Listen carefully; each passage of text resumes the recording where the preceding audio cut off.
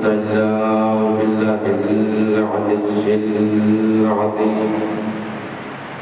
أعوذ بالله السميع العلي العظيم من الشيطان اللعين الرجيم. بسم الله الرحمن الرحيم. الحمد لله الذي هدانا لهذا وما كنا لنهتدي لولا أن هدانا الله.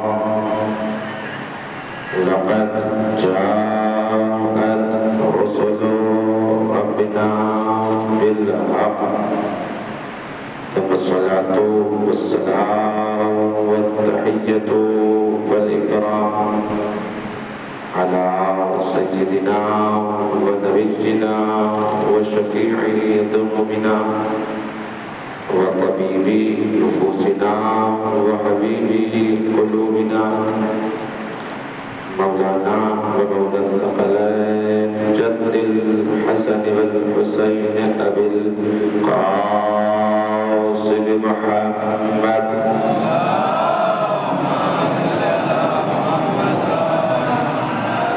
ولعنة الله على أعدائهم ومنكري فضائلهم ومصائبهم وعطشهم وشجاعتهم وعظمتهم وبلادتهم وسخاوتهم أجمعين.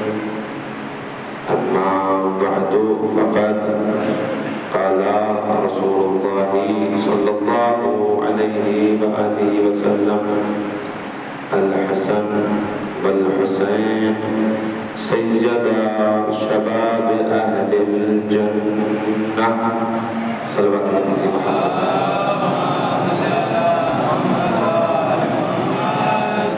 حضرت دران مجموع کربلا ماتم داران سید الشہداء ماتم داران امام حسن مجتبی ماتم داران پیغمبر اکرم حضرت محمد مصطفیٰ صلی اللہ علیہ وسلم.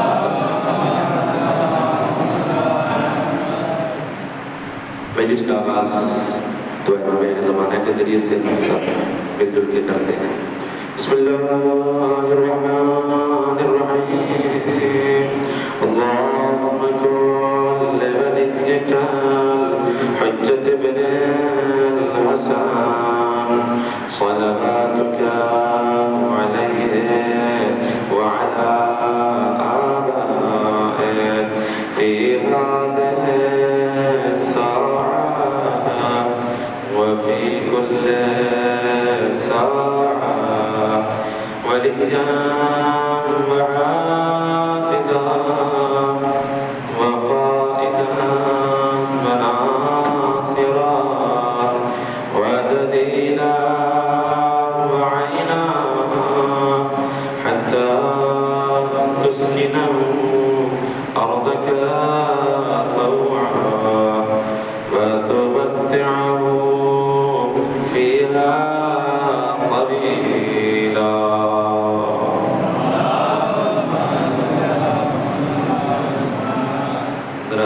گزارش ہے مرتا سورہ اخلاص کا تلاوت فرما کر مرحوم مقبول جناب علی جعفر سید جواد علی بی بی بطول احمد رضا علی غمبر علی جعفر سید جواد علی ابن رضا حسین بنت المحمد بندے حسن کے روح کو ساتھ فرما دیجیے.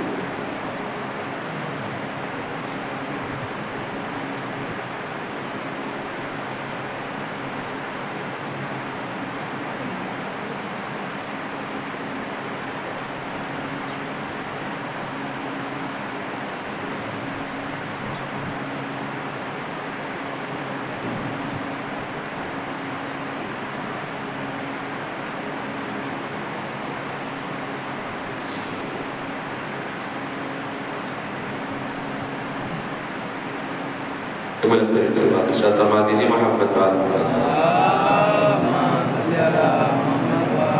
اس مجلس اذان کا باب الفائش خبر بنی حرشد حضرت برفضل العباس علیہ الصلوۃ والسلام خصوصی نظر کرم کے لیے کون بلند ترین صلوات ارشاد فرما دیجیے محمد بات.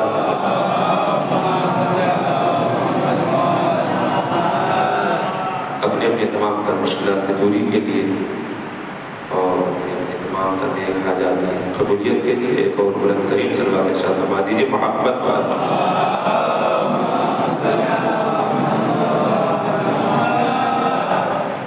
ज़माने इमाम के ज़ुहूर में ताजील के लिए आका की इज़्ज़त व सलामती के लिए एक और बुलंद तरीन सलवा के साथ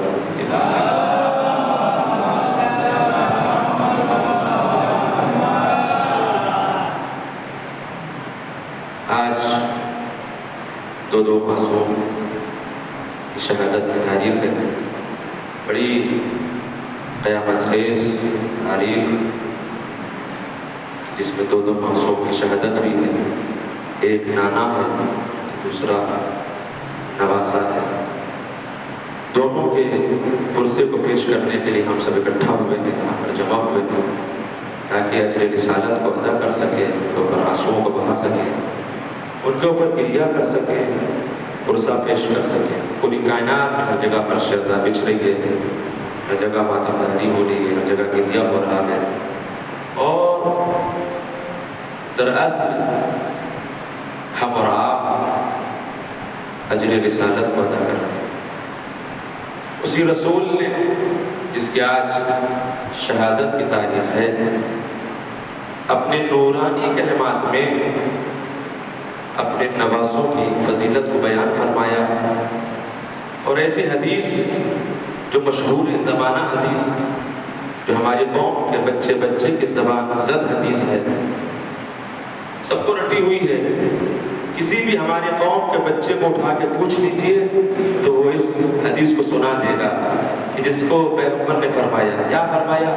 अल हसन वल हुसैन सैयदा शबाब अहलिल जन्नह, कि हसन और हुसैन जवानान जन्नत के सरदार हैं। ये आपने तवज्जो फरमाई, ये पैगंबर फरमा रहे हैं अपने नवासों के लिए कि हसन और हुसैन जवानान जन्नत के सरदार हैं। आप ताज्जुब न करिएगा कि हसन और हुसैन जवानान जन्नत के सरदार हैं। अरे ये तो खानदान ही ऐसा है, ये तो घराना ही ऐसा है कि जहां पर सबके सब सरदार हैं।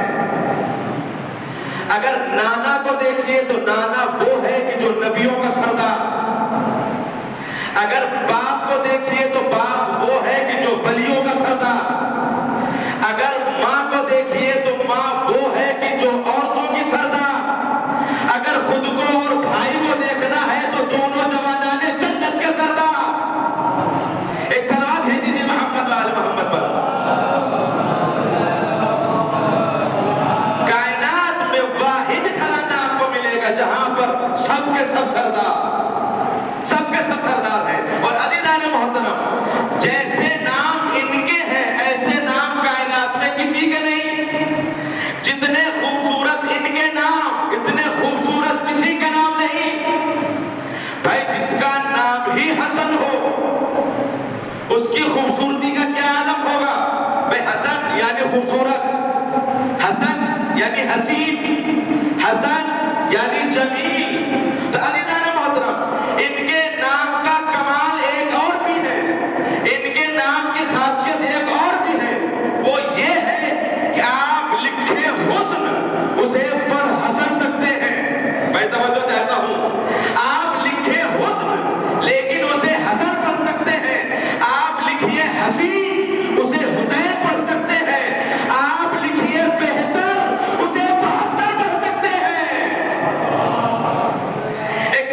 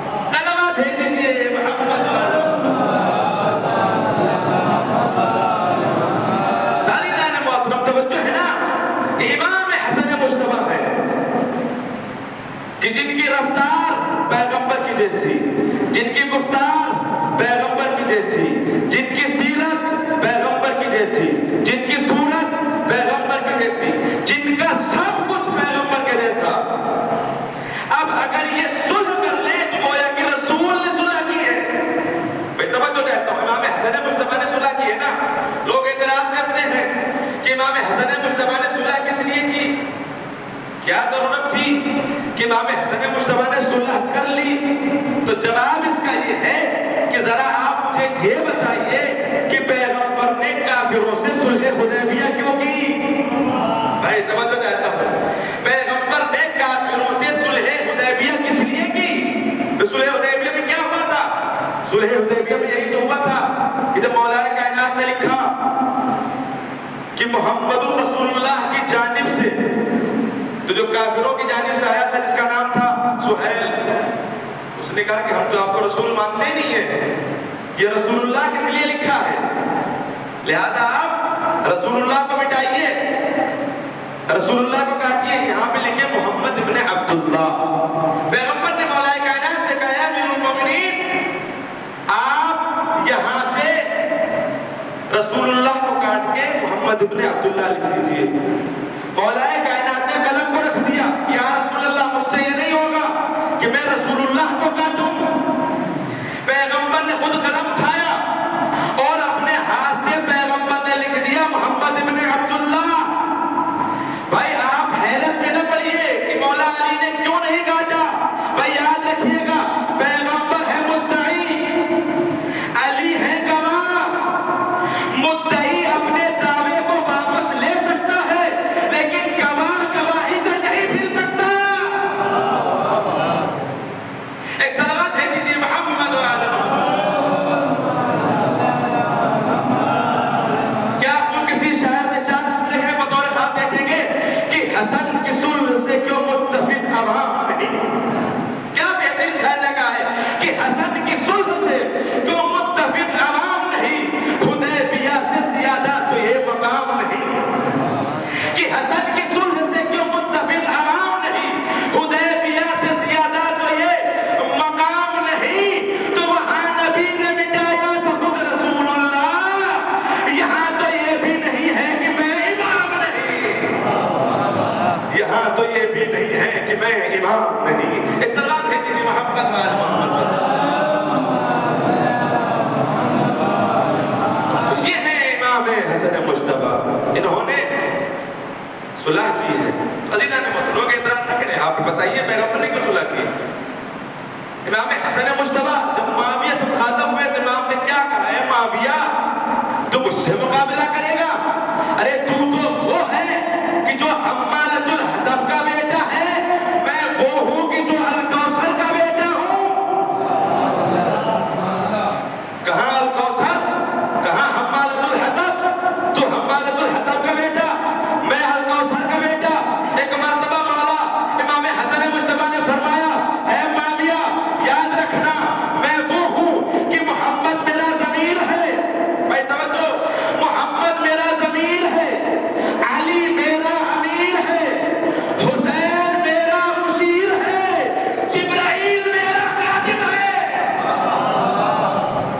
سلوات بھیج دیجئے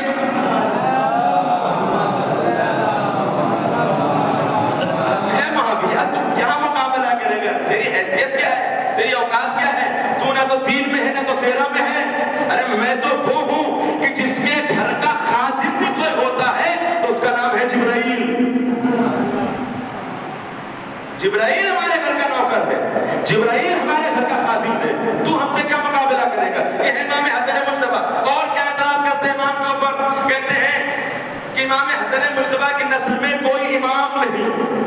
میں توجہ چاہتا ہوں، کیا کہتے ہیں کہ امام حسن مجتبیٰ کی نسل میں کوئی بھی امام نہیں ہے۔ تو کیسے نہیں ہے؟ میں بتاتا ہوں کہ امام حسن مجتبیٰ کی نسل میں کس طریقے سے امامت آئی ہے اور کس طریقے سے امام ہے۔ دیکھیے، اللہ نے ایک بیٹا امام حسین کو دیا جس کا نام تھا علی، اللہ نے ایک بیٹی دی امام حسن کو جس کا نام تھا فاطمہ۔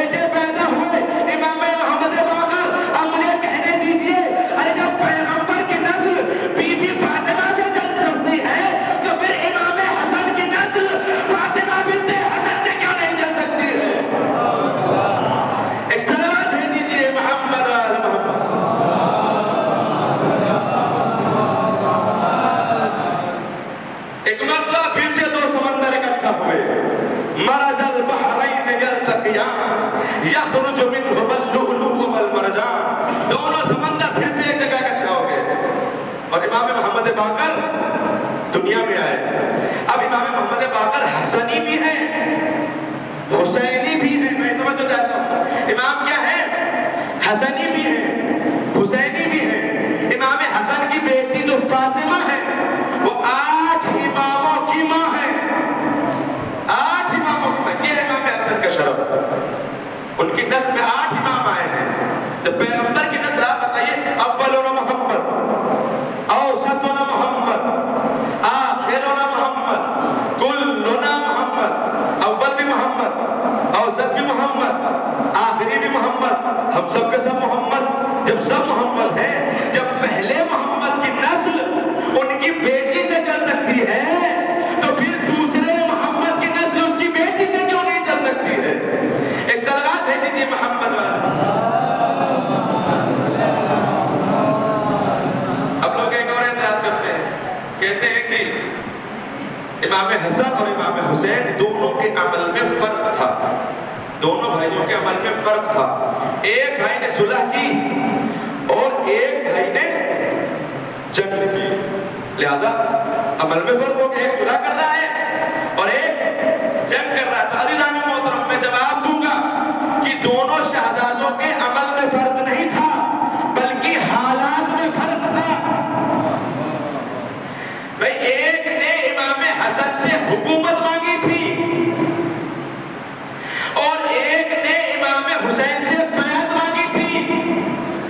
بھئی اگر امام حسن سے بیعت مانگی گئی ہوتی تو امام حسن بھی وہی کرتے جو امام حسین نے کیا، اگر امام حسین سے حکومت مانگی گئی ہوتی تو امام حسین بھی وہی کرتے جو امام حسن نے کیا۔ کوئی فرق نہیں دونوں شہزادوں کے عمل میں، کوئی فرق نہیں دونوں شہزادوں کے کردار میں، بلکہ حالات میں فرق تھا۔ ایک سے بیعت مانگی گئی، ایک سے حکومت مانگی گئی۔ جب پہلے والے سے حکومت مانگی گئی تو اس نے کہا کہ حکومت لے جا، یہ تو میرے بابا کے قدموں کی جوتیوں کا صدقہ ہے، یہ میرے بابا کی جوتیوں کا صدقہ ہے، لے جا۔ پھر امام نے کہا لیکن شرط ہے۔ شرط کیا ہے؟ امام نے کہا پہلی شرط تو یہ ہے کہ تو اس بات کو قبول کر کہ ہمارے بابا علی مرتضیٰ کو ممبروں سے گالیاں نہیں دلوائے گا، ہمارے بابا علی مرتضیٰ کو ممبروں سے گالیاں نہیں دلوائے گا۔ اس نے قبول کر لیا کہ ٹھیک ہے میں گالیاں نہیں دلواؤں گا۔ عزیزان محترم، اب جب اس نے قبول کر لیا اس کا مطلب کیا ہوا؟ وہ گالیاں دلواتا تھا۔ امام حسن نے لکھوا کر اسے اقراری مجرم بنا دیا کہ تو بھاگ کے نہیں جا سکتا، تو گالیاں دیتا ہے، لہذا اس نے قبول کر لیا کہ میں گالیاں نہیں دوں گا۔ پھر امام نے کہا کہ تو یہ بھی قبول کر کہ تو قرآن اور سنت پہ عمل کرے گا۔ اس نے کہا کہ جی میں قرآن پہ بھی عمل کروں گا، سنت پہ بھی عمل کروں گا۔ اس کا اس بات کو قبول کرنا یہ اس بات کی دلیل ہے کہ وہ نہ تو قرآن پہ عمل کرتا تھا نہ تو سنت پہ عمل کرتا تھا، نہ تو قرآن پہ عمل کرتا تھا نہ تو سنت پہ عمل کرتا تھا۔ آپ انصاف سے بتائیے شرط کون لکھتا ہے؟ شرط وہی لکھتا ہے جو جیتتا ہے، ہارنے والا کبھی بھی شرط نہیں لگاتا۔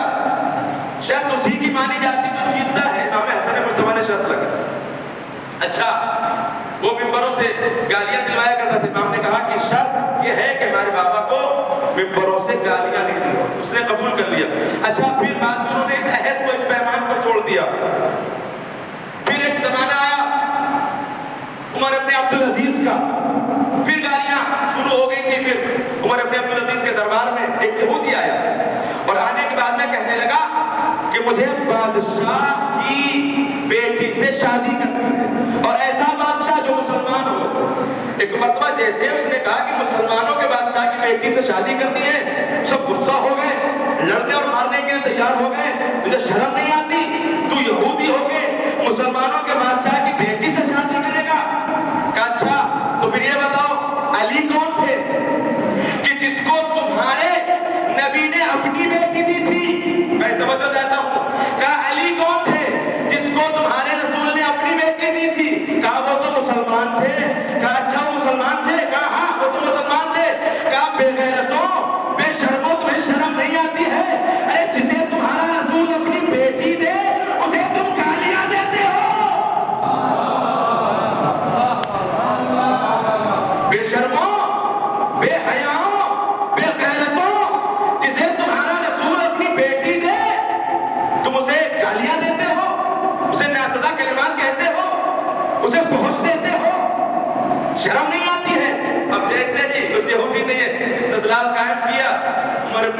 مسجد نے ہاتھوں کو جوڑا اور حکم صادر کیا کہ آج کے بعد سے علی کو کوئی گالی نہیں دے گا، آج کے بعد سے علی مرتضیٰ کو کوئی گالی نہیں دے گا۔ پھر اس کے بعد سے گالیاں بند ہو گئی۔ عزیزان محترم، دونوں شہاداتوں کے عمل میں ذرہ برابر فرق نہیں ہے۔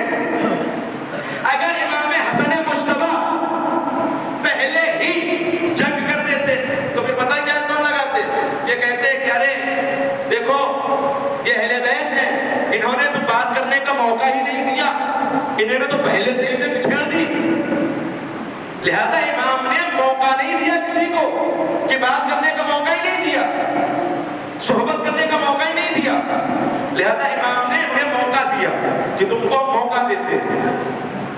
پھر جب امام حسین کا زمانہ ہے، جب بیعت مانگی گئی، امام حسین نے جنگ کی، باقاعدہ جنگ کی۔ اور عزیزان محترم، میں مثال سے بات کو واضح کر دوں کہ امام حسن نے صلح کیوں کی اور امام حسین نے جنگ کیوں کی۔ دیکھیے یہ بھی یاد رکھیے گا، امام حسن علیہ السلام نے صلح کی نہیں بلکہ صلح کی گئی تو صلح کی۔ امام حسین نے جنگ کی نہیں، جنگ کی گئی تو کی، اس وجہ سے امام حسین نے جنگ کی۔ اب میں مثال دے دوں تاکہ بات اور زیادہ واضح ہو جائے۔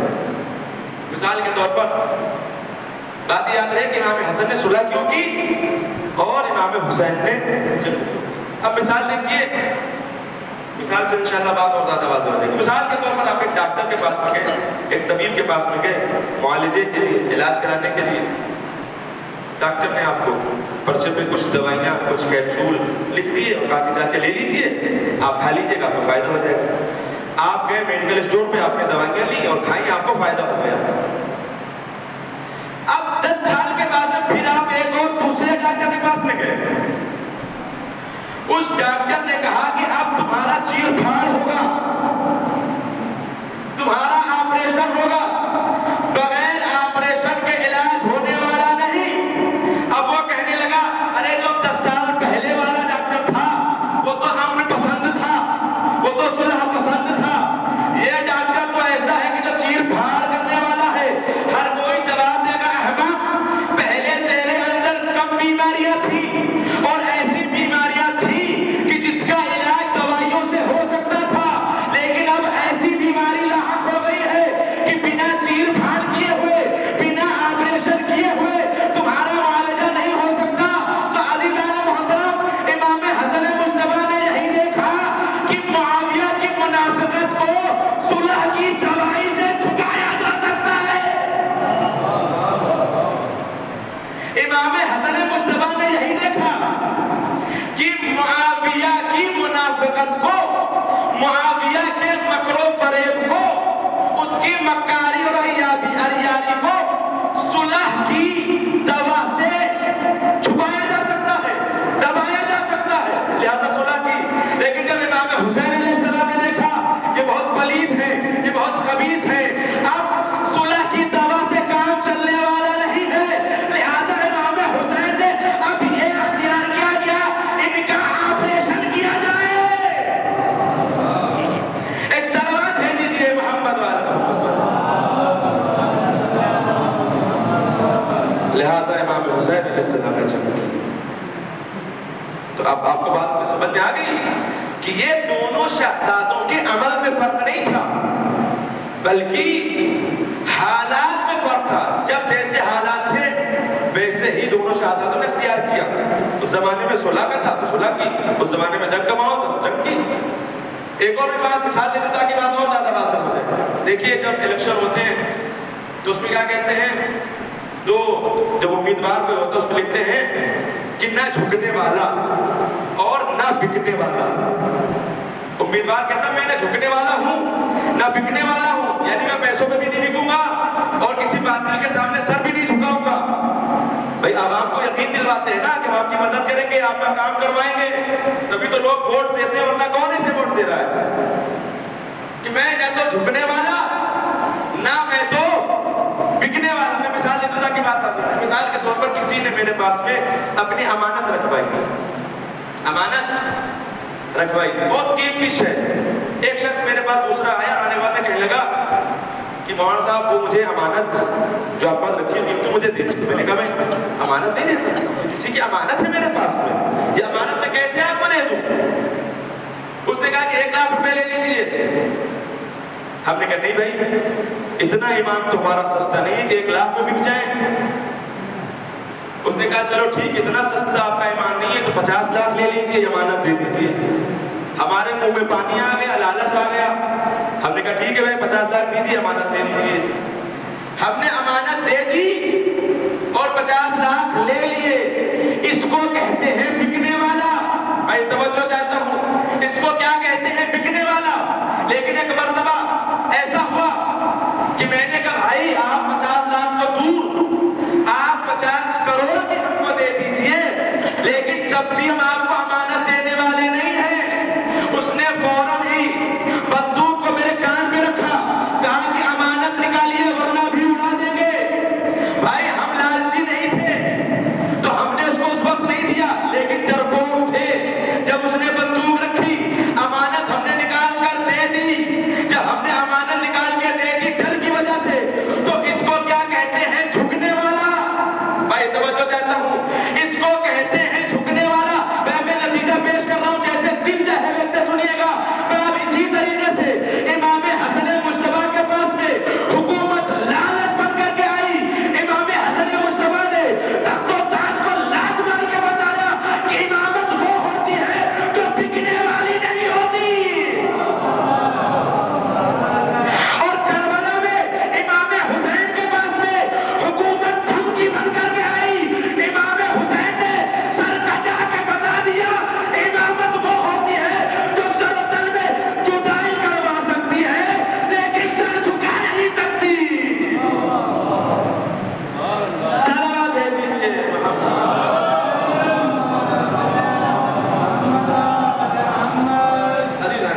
یہ ہے امام حسن.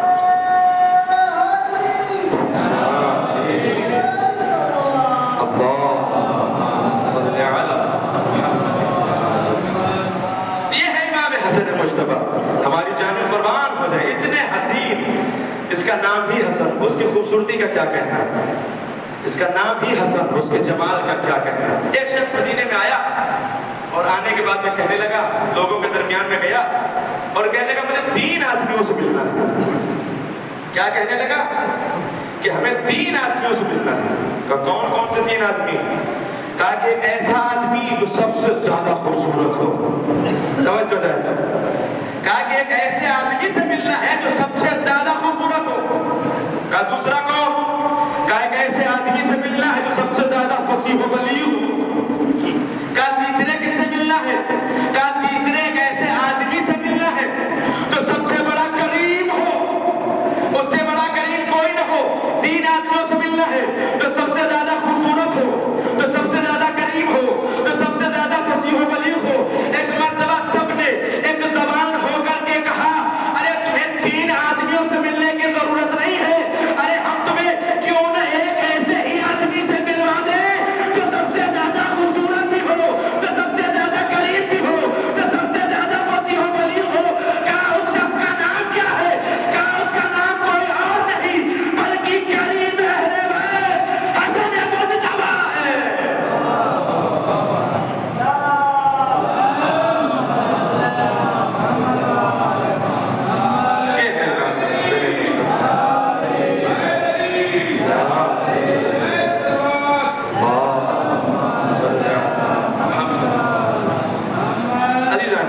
یہ ہے کریم اہل بیت. ان کے دروازے سے کوئی خالی نہیں جاتا. آئیے تو صحیح کی بات کریں، مانگیے، کوئی خالی نہیں جاتا ہے. کریم ابن کریم. زیارت جامعہ کبھی نہ پڑھیے، اس کو جملہ آتا ہے عادتکم الاحسان وسجیتکم الکرم. اہل بیت آپ کی عادت میں ہے احسان کرنا، آپ کی سجیت اور خون میں ہے احسان کرنا، کرم کرنا. لہذا ان کی بارگاہ میں آپ دیکھیں ہر مذہب و ملت کا آدمی آپ کو ملے گا. حسین کا یہ عزا خانہ ہے، حسین کی جو کربلا ہے، یہاں پر آپ کو ہر مذہب اور ہر ملت کا آدمی ملے گا. کوئی بھی ایسا نہیں ہے جہاں پر نہ ملے ہر مذہب کا، کیوں؟ اس لیے کہ قریب اتنے قریب ان کی بارگاہ میں جو بھی آتا ہے جھولیاں بھر کے جاتا ہے، ان کی بارگاہ میں جو بھی آتا ہے سربلند ہو کے جاتا ہے، ان کی بارگاہ میں جو بھی آتا ہے اس کی مشکلیں حل ہوتی ہیں۔ یہ حلال مشکلات کے بیٹے ہیں۔ بیان میں مجلسیں کر رہے ہیں ماشاءاللہ سے، ہر روز مجلسیں ہو رہی ہیں، ایک مجلس سے اٹھ کر دوسری مجلس، دوسری مجلس سے اٹھ کر تیسری مجلس، تیسری مجلس سے اٹھ کر چوتھی مجلس، ہر مجلس میں آپ جاتے ہیں، جاتے ہیں کہ نہیں جاتے ہیں؟ مجلس میں آتے کیا کرتے ہیں؟ تبرک بانٹتے ہیں، تبرک تقسیم کرتے ہیں۔ اچھا یہ بتائیے کہ کس کی بنیاد رکھی ہوئی ہے یہ مجلس؟ سب سے پہلے کس نے کی؟ سب کو پتا ہے، سب جواب دے دیں گے کہ جناب زینب کبریٰ سب سے پہلے مجلس کو برگزار کیا۔ جناب زینب نے کہاں پر؟ یزید کے گھر پر، وہاں پر مجلس عام حسین برگزار کی۔ اچھا آپ سے ہمارا سوال یہ ہے کہ آپ لوگ تبرک تقسیم کرتے ہیں نا مجلس کے بعد میں؟ بے شک کرتے ہیں، بالکل کرتے ہیں، ہر جگہ تبرک تقسیم ہوتا ہے۔ سوال یہ ہے کہ بی بی زینب نے جب سب سے پہلی مجلس کی تھی تو انہوں نے تبرک میں کیا باجا تھا؟ میں توجہ چاہتا ہوں۔ جناب زینب نے جب سب سے پہلی مجلس کی تھی تو اس مجلس میں بی بی نے تبرک میں کیا باجا تھا؟ اب جب آپ سنیے گا انشاءاللہ خاموش نہ رہنے پائیں گے۔ کسی عارف سے پوچھا گیا حضور یہ بتائیے کہ جناب زینب نے اپنی مجلس میں سب سے پہلے تبرک کیا باجا تھا؟ ایک مرتبہ عارف نے بے ساختہ فرمایا کہ تمہیں پتہ نہیں کہ بی بی زینب نے اپنی مجلس میں سب سے پہلا تبرک جو باجا تھا وہ مجلس ہی تو تھی۔ بھائی توجہ چاہتا ہوں، ارے جناب زینب نے جو مجلس کے تبرک میں باجا تھا وہ مجلس ہی تو تھی۔ بھائی یہی وجہ ہے کہ ہمارا اور آپ کا باجا ہوا تبرک ختم ہو جاتا ہے، لیکن بیوی کا باجا ہوا تبرک آج بھی باقی ہے، قیامت تک باقی رہے گا۔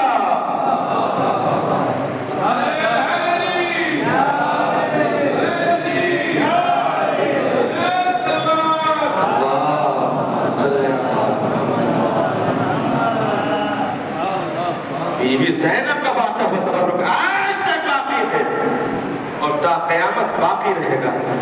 جناب زینب صلی اللہ علیہ وسلم یہ تھوڑی نہیں ختم ہونے والا ہے، اور آپ دیکھ لیجئے روز بروز ترقیاں ہو رہی ہیں، یہ چراغ عزاداری کے روز بروز جلتے جا رہے ہیں، بڑھتے جا رہے ہیں۔ آپ دیکھ لیجئے اپنے بچپن میں دیکھ لیجئے کتنی مجلسیں ہوتی تھی اور اب دیکھ لیجئے کتنی مجلسیں ہوتی ہیں۔ یہ جناب زینب کا باٹا ہوا تبرک ہے، یہ ختم ہونے والا نہیں ہے، اس میں اضافہ ہوتا رہے گا، جیسے زمانہ بڑھتا رہے گا اس میں اضافہ ہوتا رہے گا، اس میں کوئی کمی آنے والی نہیں ہے۔ تو عزیزان محترم، کریم اہل بیت کا تذکرہ ہے، کریم اہل بیت وہ ہے امام حسن مجتبیٰ جن کے علم کا کیا کہنا، جن کی صحابت کا کیا کہنا، جن کی کرامت کا کیا کہنا۔ جناب زینب انہی کی تو بیٹی بہن ہے، امام حسن مجتبیٰ کی انہی کی بہن ہے۔ اگر امام حسین نے اتنا بڑا جہاد کیا تو بہن کم نہیں تھی، بہن نے بھی بہت بڑا جہاد کیا۔ آپ سن لیجئے امام حسن مجتبیٰ کے بارے میں کہ امام حسن مجتبیٰ کتنے بڑے عالم تھے۔ ایک روایت اس کے بعد آپ کی زحمت کو تمام ربط مسائل کر دیں۔ امام حسن مجتبیٰ کتنے بڑے عالم تھے، کتنا زیادہ علم تھا امام حسن مجتبیٰ کے پاس۔ ایک مرتبہ بادشاہ روم نے ایک شخص کو بھیجا کہ جاؤ یہ زکوٰۃ ہے، زکوٰۃ سونا اور چاندی، سوچئے سونا چاندی اونٹوں پہ لدا اور پیسے بہت سارے، کہا کہ جاؤ سوال کرنا ہے، جو سوالوں کے جواب دے دے اس کو یہ کیا کہتے ہیں، سارے زکوٰۃ سونے اور چاندی کے اس کو دے دینا۔ اب وہ شخص مدینے میں آیا، آنے کے بعد میں کہا کہ بھائی میں مسلمانوں کے رسول سے ملنا چاہتا ہوں، اور ظاہر سی بات جب سب نے جگہ اتنا سونا چاندی سب کے منہ میں پانی آنے لگا، اس زمانے میں عالم اسلام میں بڑی غربت تھی، کہا کہ میں رسول اکرم سے ملنا چاہتا ہوں۔ کہا کہ بھائی دیکھیے رسول تو دنیا سے جا چکے ہیں، ان کی شہادت ہو گئی ہے۔ کہا کہ اچھا ان کی جگہ پہ اگر کوئی بیٹھا ہو تو اس سے ملوا دیجیے۔ کہا کہ ہاں ان کی جگہ پہ بیٹھنے والا ہے، کہا اس سے ملوائیے۔ اب ایک مرتبہ یہ شخص آیا جو بادشاہ روم کی طرف سے آیا تھا، اور ایک مرتبہ جب دربار میں پہنچا، پہنچنے کے بعد میں کہا کہ دیکھیے ہم زکوٰۃ لے کر کے آئے ہیں۔ سونا ہے، چاندی ہے، پیسہ ہے، سب کچھ ہے، لیکن شرط ہے یہ زکوٰۃ اسی کو دی جائے گی جو ہمارے 6 سوالوں کے جواب دے گا۔ ایک مرتبہ جو دربار خلافت میں خلافت کی گدی پہ بیٹھے ہوئے تھے، انہوں نے کہا پوچھو پہلا سوال۔ ایک مرتبہ جب پہلا سوال کیا آنے والے نے اور اس سوال کے 3 بخش تھے تو وہ گھبرا گئے۔ سوال سنا تو چہرے پہ پسینہ آ گیا، چہرے کا رنگ بدلنے لگا۔ ایک مرتبہ کہنے لگے بھائی یہ سوال تو بڑا سخت ہے، کوئی دوسرا پوچھ لیجیے۔ کہا ٹھیک ہے کوئی بات نہیں، دوسرا سوال کیا۔ اب جو دوسرا سوال کیا تو کہنے لگے بھائی یہ سوال تو پہلے والے سے بھی زیادہ سخت ہے۔ کہا تیسرا پوچھ لیجیے۔ اب تیسرا پوچھا، کہا بھائی یہ تو ان دونوں سے بھی زیادہ سخت ہے۔ اس طریقے سے 6 سوال کیے اور سوال کے جواب جب نہ دے سکے، ایک مرتبہ وہ خلیفہ صاحب میں بیٹھے ہوئے تھے، کہنے لگے ارے بھیا ارے کیسے سوال کر رہے ہو، زکوٰۃ دینا ہو تو ایسے ہی دے دو نا، کیسی باتیں کر رہے ہو، زکوٰۃ دینے تو ایسے دے دو۔ ایک مرتبہ آنے والے نے کہا حضور کیسی باتیں کر رہے ہیں، یہ میری زکوٰۃ تھوڑی ہے، ارے بادشاہ نے یہ زکوٰۃ دی ہے اور یہ کہہ کے دی ہے کہ اسی کو دینا جو سوالوں کے جواب دے دے۔ آپ اس پہ کیوں غصہ ہو رہے ہیں، آپ کو جواب نہیں آ رہا ہے تو بھئی آپ کو جواب نہیں آ رہا ہے، اس پہ کیوں غصہ ہو رہے ہیں؟ کہا کہ میں ایسے زکوٰۃ نہیں دے سکتا ہوں، اگر آپ سوالوں کے جواب دیجیے تو میں آپ کو دیتا ہوں۔ ایک مرتبہ آنے والے نے کہا ٹھیک ہے آپ جواب دے ہی نہیں پائے ہیں، اگر آپ کی نظر میں کوئی دوسرا ہو تو اس کی معرفی کر دیجیے، اس کو بتا دیجیے، وہی اگر سوالوں کے جواب دے دے تو میں ساری زکوٰۃ اس کو دے دوں گا۔ ایک مرتبہ بھائی یہ تو جواب دے ہی نہیں پائے، ان کا جو مشاور تھا دوسرا والا اس کی طرف اشارہ کہ بھائی وہاں چلے جائیے۔ اچھا اس کے پاس میں گئے، ظاہر سی بات ہے جس نے پوری زندگی یہی کہا ہو کہ اگر علی نہ ہوتے تو میں ہلاک ہو جاتا، جس نے ہمیشہ علی سے مدد مانگی ہو، علی کے بغیر کبھی کسی سوال کا جواب ہی نہ دیا ہو، وہ کیسے جواب دے دے گا؟ اب دوسرے والے کے پاس میں گئے، دوسرے والے سے کہا بھائی زکوٰۃ ہے میرے پاس، زکوٰۃ دینی ہے لیکن شرط ہے کہ سوالوں کے جواب دینا ہے۔ کیا بتائیے؟ پہلا سوال کیا، جواب نگیٹو ملا، کہا کہ نہیں بھائی مجھے نہیں پتا۔ دوسرا سوال کیا، پھر جواب نہیں ملا۔ تیسرا سوال کیا، چوتھا سوال کیا، پانچواں سوال کیا، چھٹا سوال کیا، لیکن جواب نہیں ملا۔ ایک مرتبہ وہ اس کے گھر سے نکلا، باہر آیا اور ایک مرتبہ نعوذ باللہ وہ دین اسلام کی توہین کرنے لگا۔ ارے ان کے پیشوا تو نعوذ باللہ جھوٹے ہیں، کوئی قرآن نہیں ہے، کوئی رسول نہیں ہے، ان کے پاس کچھ بھی علم نہیں ہے، ان کا مذہب جھوٹا ہے، ان کا دین جھوٹا ہے۔ ابھی یہ چلا چلا کے کہہ ہی رہا تھا کہ ایک مرتبہ سلمان فارسی کے کانوں میں یہ آواز گئی، میں توجہ چاہتا ہوں، سلمان فارسی کے کانوں میں آواز گئی، ایک مرتبہ سلمان فارسی نے کہا خاموش ہو جا، ایسا مت کہہ کہ یہ مذہب جھوٹا ہے۔ ارے اس میں میری کیا غلطی ہے جب تو الٹے ہی دروازے پہ گیا؟ بھائی جب تو غلط دروازے پہ گیا تو میری کیا غلطی ہے؟ یاد رکھنا دین کے بانی ہے محمد اور وارث ہے علی مرتضیٰ، لہذا جواب وہی دے گا جو وارث ہے۔ جو زبردستی وارث بن جائے وہ جواب نہیں دے سکتا ہے، جو زبردستی بن جائے وہ جواب نہیں دے سکتا ہے۔ کہا آؤ میرے ساتھ میں تم کو ایسے دروازے پہ لے کر کے چلتا ہوں جو حلال مشکلات کا دروازہ ہے، جہاں پر مشکلات کی گرہ کھلتی ہے۔ ایک مرتبہ سلمان فارسی مولا کے گھر میں آئے، جب الباب کیا، دروازہ کھولا نہیں، اندر سے آواز آئی سلمان کیا بات ہے؟ بھائی توجہ چاہتا ہوں، بھائی دروازہ کھولا نہیں، اندر سے آواز آئی سلمان کیا بات ہے؟ ایک مرتبہ یہ آنے والا بھی گھبرا گیا، حیرت میں پڑ گیا، ارے بھائی دروازہ تو کھولا ہی نہیں، اندر سے کیسے پہچان لیا کہ باہر آپ کھڑے ہیں؟ کہا کہ تمہیں پتا نہیں، میں تمہیں یہی تو بتانا چاہتا ہوں، اب تمہیں ایسے گھر میں لے کر کے آیا ہوں جو دروازے کے اس پار کی بھی خبر رکھتے ہیں۔ سلام بھیج دیجیے محمد، تم کو ایسے گھر پہ لے کر کے آیا ہوں جو دروازے کو اس پار، جو پردے کو اس پار کی بھی باتیں جانتے ہیں۔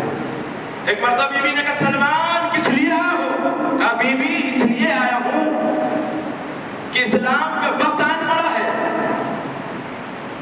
مولا کائنات کو بھیجیے، امیر مومنان کو بھیجیے، وہ آ کر کے سوالوں کا جواب دیں، اس لیے کہ کوئی سوالوں کے جواب نہیں دے پا رہا۔ ایک مرتبہ بی بی نے کہا سلمان وہ تو باغ میں گئے ہوئے ہیں، باغ میں چلے جاؤ۔ ایک مرتبہ سلمان فارسی نے ہاتھ پکڑا، کہا چلو میرے ساتھ باغ میں۔ ایک مرتبہ حیرت کی نگاہوں سے سلمان کو دیکھا، تعجب بھری نگاہوں سے سلمان کو دیکھا، اور دیکھنے کے بعد میں کہا سلمان ذرا مجھے یہ بتاؤ، ارے جب دربار میں بیٹھنے والے جواب نہ دے پائے تو باغ میں کام کرنے والا کیسے جواب دے گا؟ ایک مرتبہ سلمان نے کہا تمہیں نہیں پتا، وہ دربار میں بیٹھنے والے اور ہیں، یہ باغ میں کام کرنے والے اور ہیں، یہی تمہارے سوالوں کے جواب دیں گے۔ ایک مرتبہ آئے باغ میں، دیکھا امیر کائنات کے ہاتھ میں کدال ہے، امیر کائنات باغ میں کام کر رہے ہیں۔ ایک مرتبہ سلمان نے سلام کیا، السلام علیکم یا امیر المؤمنین، مولا آپ پر درود و سلام۔ جواب آیا وعلیکم السلام، تم پر بھی میرا سلام۔ ایک مرتبہ کہا مولا ذرا تشریف لائیے، مولا آئے۔ ایک مرتبہ اس نے دیکھا کہ مولا جن کے ہاتھوں میں کدال، پیروں میں مٹیوں کا گانا، پورے بدن میں مٹی لگی ہوئی۔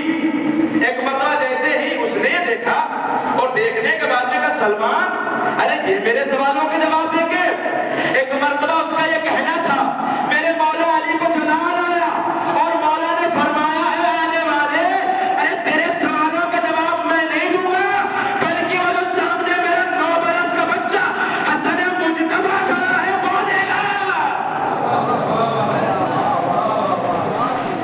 مولا نے کہا تیرے سوالوں کے جواب میں نہیں دوں گا، بلکہ میرا بیٹا حسن مجتبیٰ کریم اہل بیت وہ تم کو تمہارے سوالوں کے جواب دیں گے۔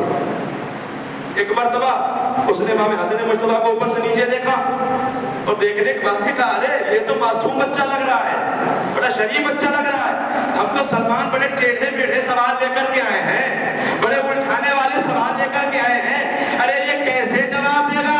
ارے یہ کہنا تھا۔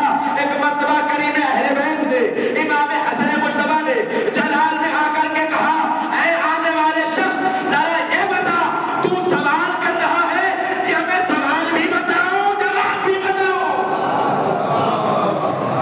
ایک مرتبہ مولا نے کہا یہ بتا، میں سوال بھی بتاؤں اور جواب بھی بتاؤں؟ تو بتا رہا ہے کہ تیرے سوال ٹیڑھے میڑھے ہیں، میں تیرے سوال بھی بتاؤں گا تیرے جواب بھی بتاؤں گا۔ اس نے کہا جی آپ سوال بھی بتائیے اور جواب بھی بتائیے۔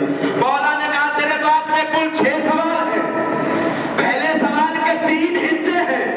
مولا نے پہلے سوال کا جواب دیا، دوسرے سوال کا جواب دیا، تیسرے سوال کا جواب دیا، چوتھے سوال کا جواب دیا، 5ویں سوال کا جواب دیا، 6ویں سوال کا جواب دیا۔ ایک مرتبہ جب سارے سوالوں کے جواب مل گئے، ایک مرتبہ اس نے مولا کے قدموں میں سر کو رکھا اور سر رکھنے کے بعد میں پیروں کا بوسہ لینا شروع کیا اور کہنا شروع کر دیا اس نے کہ اے حسن یاد رکھنا اب تمہاری غربت کے دن ختم ہو جائیں گے، تمہارے بابا باغ میں کام نہیں کریں گے۔ اس نے کہا تمہارے بابا اب باغ میں کام نہیں کریں گے، تمہارے یہ دن ختم ہو جائیں گے۔ ایک مرتبہ یہ سننا تھا امیر مومنان نے اپنے بیٹے حسن مجتبیٰ سے کہا اے حسن مجتبیٰ جتنی زکوٰۃ یہ لے کر کے آیا ہے ساری زکوٰۃ کو فقراء مدینہ میں تقسیم کر دو۔ فقراء مدینہ میں اب جیسے ہی اس نے یہ دیکھا تعجب میں پڑ گیا، ارے یہ اپنے لیے باغ میں کام کرنا پسند کرتے ہیں کہ باغ میں محنت کریں مزدوری کریں اور دوسروں کو کھلا رہے، جس کے پاس میں اتنا سونا چاندی ہو، جس کے پاس میں اتنی زکوٰۃ ہو، اسے کام کرنے کی کیا ضرورت ہے؟ ایک بار تو تعجب میں پڑ گیا کہ امام نے کہا کہ تمہیں پتا نہیں ہے ہم کریم ابن کریم ہیں، یہ ہم مجبوراً کام نہیں کرتے ہیں، تم سمجھ رہے ہو کہ ہم مجبوراً یہاں کام کرتے نہیں، یہ ہم نے اختیاراً اپنے لیے اختیار کیا ہے کہ ہم محنت کریں گے لیکن لوگوں کو کھلائیں گے، ہم مشقت کریں گے لیکن لوگوں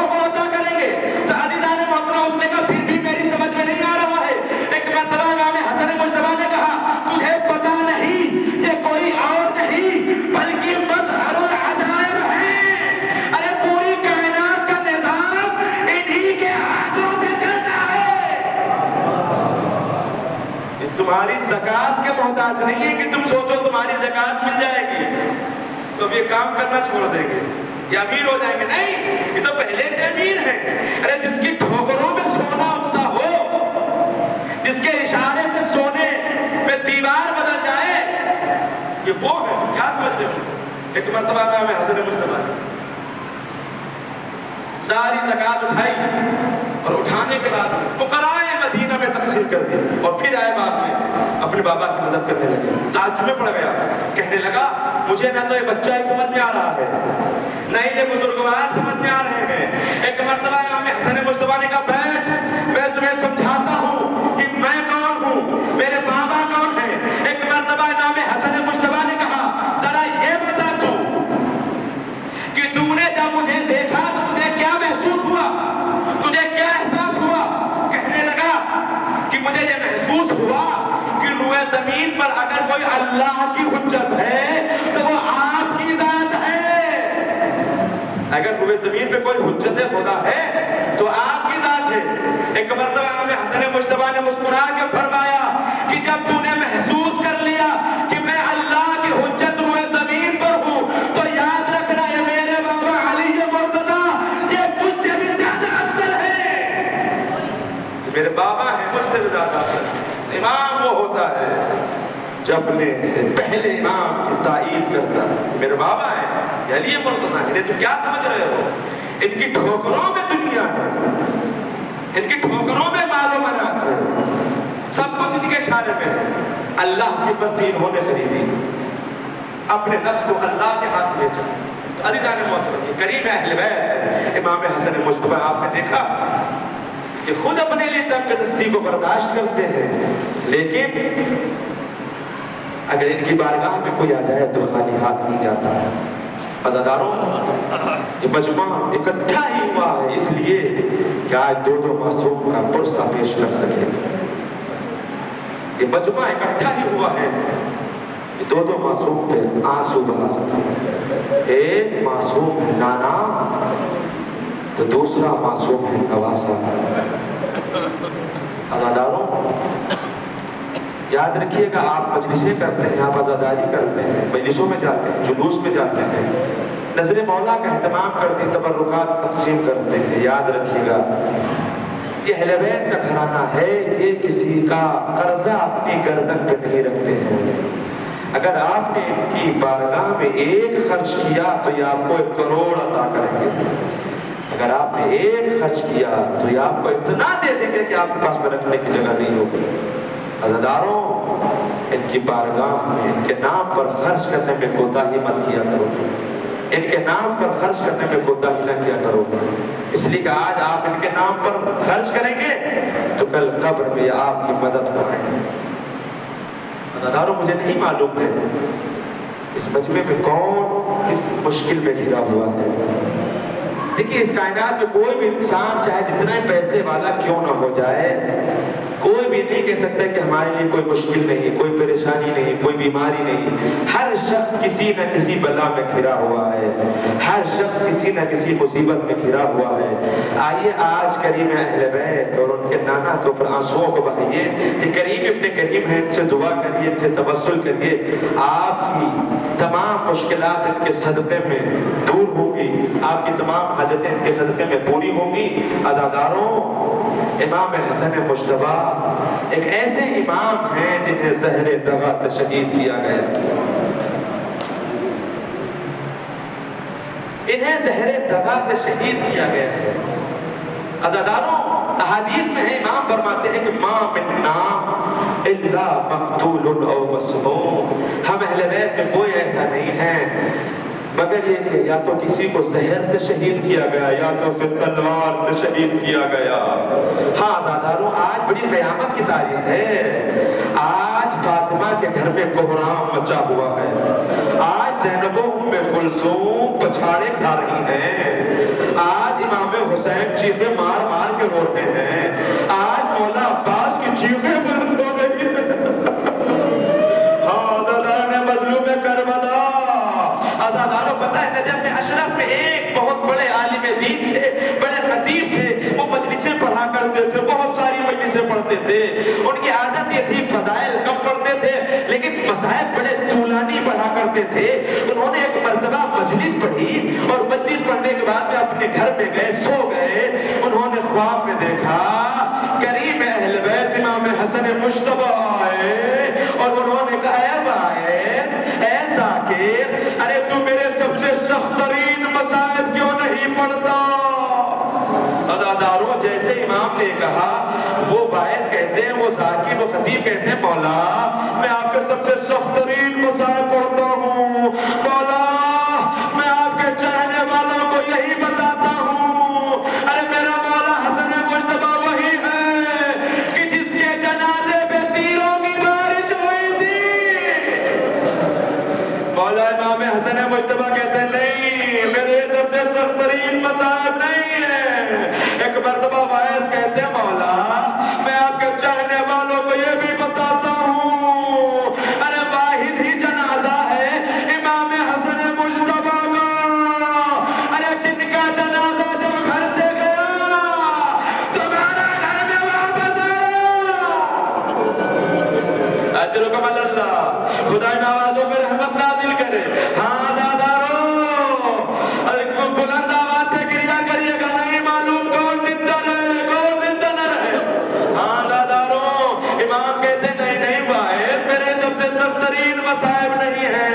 ایک مرتبہ باعث کہتے ہیں مولا میں آپ کے چاہنے والوں کو یہ بھی بتاتا ہوں کہ اگر کوئی شخص گھر سے باہر جاتا ہے، اگر گھر سے باہر اس پہ کوئی مصیبتیں پڑتی ہیں، کوئی پریشانیاں آتی ہیں، تو گھر میں جب آتا ہے تو اپنی بیوی سے درد دل کرتا ہے، اپنی بیوی سے سارے دکھ درد بیان کرتا ہے. مولا میں یہی بتاتا ہوں، ارے جس کی زوجہ جو بنت اشار، ارے اپنے شوہر ہی کی دشمن ہو، ارے اپنے شوہر ہی کی جان کی پیاسی ہو، ارے وہ مولا حسن مجتبی.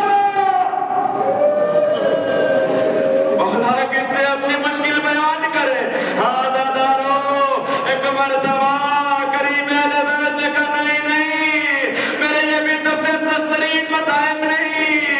ایک مرتبہ باعث نے کہا مولا ارے آپ ہی بتا دیجئے کہ آپ کے سب سے سخت ترین مصائب کیا ہے.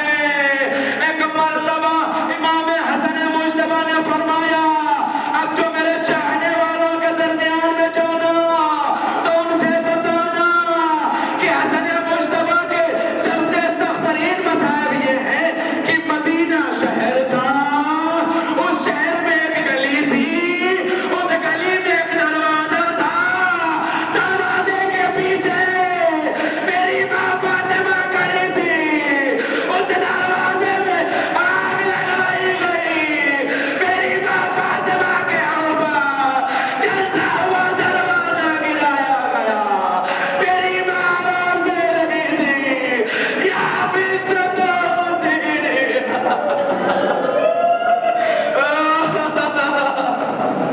اے فضا میری مدد کو، میرا حسین شہید ہو گیا. امام حسن مجتبی ارے پوری زندگی اپنی ماں کو یاد کر کے روتے رہے. خدا نوازوں پر رحمت نازل کرے. ہاں دادارو، روایتوں میں ملتا ہے کہ امام حسن مجتبی ایک مرتبہ اپنے گھر میں سو رہے تھے. ایک طرف بہن زینب سو رہی تھی، دوسری طرف بہن ام کلثوم، بائیں تھی ایک کنیز سو رہی تھی. ایک مرتبہ امام حسن مجتبی خواب سے بیدار ہوئے اور بیدار ہونے کے بعد میں بہن زینب کو جگایا اور جگانے کے بعد میں فرمانے لگے اے بہن زینب، ارے میں نے ابھی خواب دیکھا ہے، خواب میں نانا رسول اللہ ہے، ارے وہ فرما رہے تھے کہ کل تم میرے پاس میں آ جاؤ گے. اجرکم اللہ. دادارو، ارے جب امام سو رہے تھے نا تو امام کے سرہانے کوزہ رکھا ہوا تھا، کوزے میں پانی تھا. جودہ بنت اشر جو امام کی جان کی دشمن تھی، اس نے اس پانی میں زہر ملایا تھا. ارے امام حسن مجتبی نے ارے اس کوزے کو اٹھا کے پانی پیا. ارے پانی کا پینا تھا کہ زہر نے اثر کرنا شروع کیا. ارے جگہ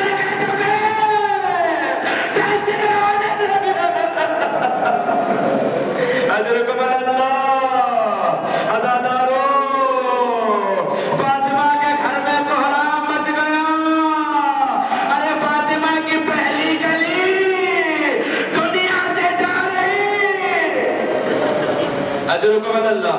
ہاں دادارو، ایک مرتبہ امام حسین کو پتا چلا، امام حسین بھی آئے، بھیا سے گلے ملے، گلے مل کے رونے لگے. ایک مرتبہ شاہ امام بھی پانی پی لے. ایک مرتبہ امام حسن نے کوزے کو پٹک دیا. عزادارو، وہ اس کوزے میں اتنا زہر تھا جو پانی زمین پہ گرا، زمین بھی ابلنے لگی. ذرا اندازہ لگاؤ کتنا خطرناک زہر ہوگا کہ زمین بھی ابلنے لگی.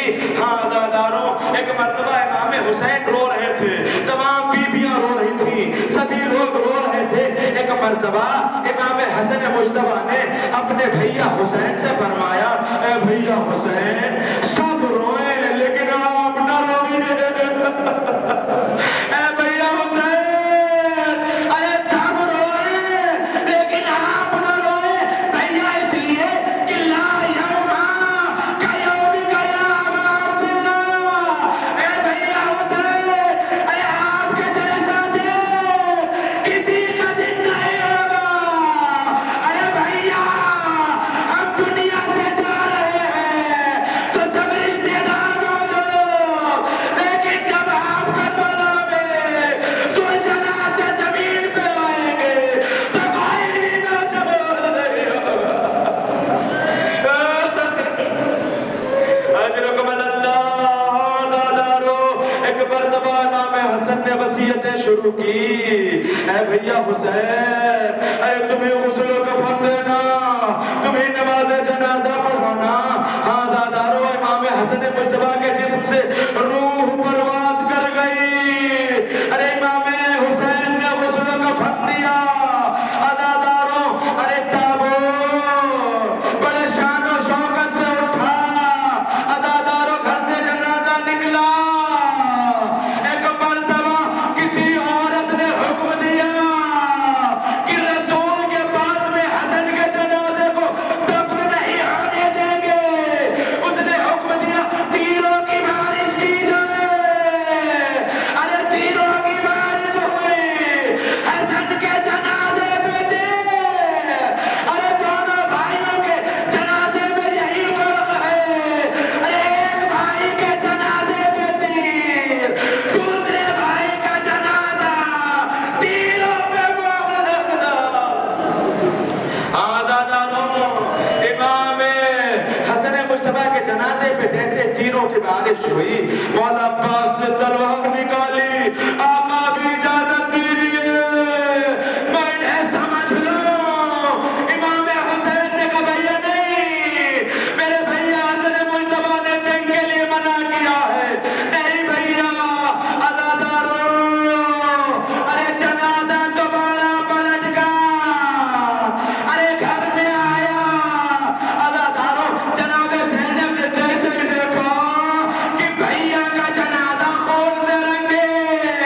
ارے بھیا کے جنازے پر ارے تیر پہ واس. جناب زینب نے نہ تو نانا رسول اللہ کے روضے کی طرف رخ کیا، نہ تو بابا علی مرتضیٰ کے روضے کی طرف رخ کیا، بلکہ ماں کی قبر کی طرف رخ کیا اور فرمانے لگی، اماں ذرا آگے تو دیکھیے جسے چکیاں پیس پیس کے پالا تھا، ارے اس کے جنازے پر تیر پہ واس. عزادارو، یہ کہتی جا رہی تھی، بیوی روتی جا رہی تھی.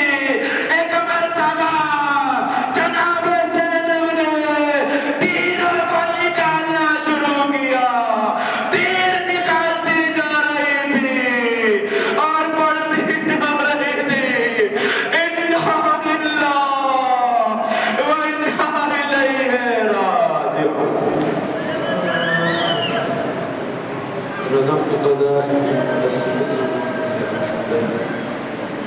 پروردگار